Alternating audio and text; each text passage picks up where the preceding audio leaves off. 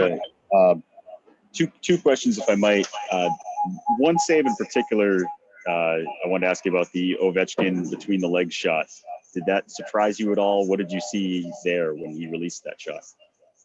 Well, he was pretty tight to the net, so I was just trying to hold my ground and kind of keep somewhat of a gap because I know like he was shooting everything today, so I know he kind of had an option to pass it, but even though it didn't look like he had too much of a chance to shoot it, I think he got a pretty good stick on that. So, but yeah, I mean he's a good goal scorer, so he wants it. And obviously it's never going to be totally clean in front of you, but with a decor that's not only young but has some new faces, Tenorti playing his first game, they were able to limit the Caps.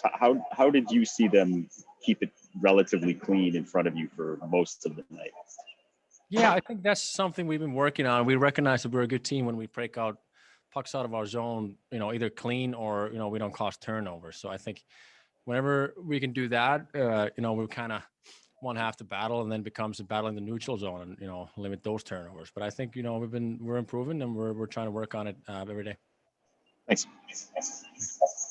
Jimmy Murphy. Hey, Tooks. Just wondering, I know focused on the game, but then when that moment comes up and they do the tribute to Chara there, just what's going through your mind there and how are you feeling?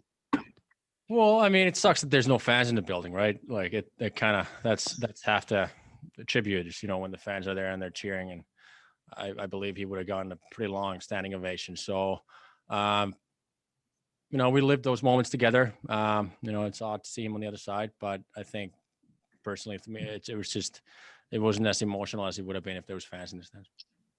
And then just with the game, I know it was kind of a slow start for your team, but as the game went on, you pick up the pace there and it becomes a real physical game. Every time you play these guys, is it feeling more like a playoff game and maybe, there's something down the line, you guys are going to see each other? Well, I think, yeah, I mean, if, playoffs happen, most likely you're going to face that team at some point. So it's always kind of a good matchup. Even though we play a lot of games against each other in the regular season here, but they're a heavy team. They're skilled skating and kind of like similar way that we're built too. So it's always a tight matchup over there and tough to find space. So I don't know. I was not a lot of shots in the first half of the game, I guess, but pretty physical, like you said, and some opportunities. Thanks, man. Yep.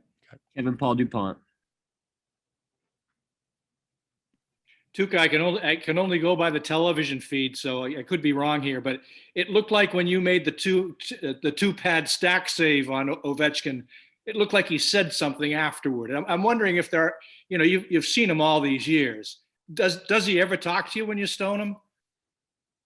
Yeah, I don't think we exchanged any words in that after that save. And in the second, I was telling him that he's shooting everything today, and he was kind of laughing about it. But it's trying to keep it light sometimes. A goal scorer like he is, it's always a battle with the goalie. And, if I end up, saving his shots, that's always, more fun for me because it's, like today he had a couple of good looks and definitely he's got a heavy shot. So always good to have a little, chirping going back and forth. And does he have a sense of humor?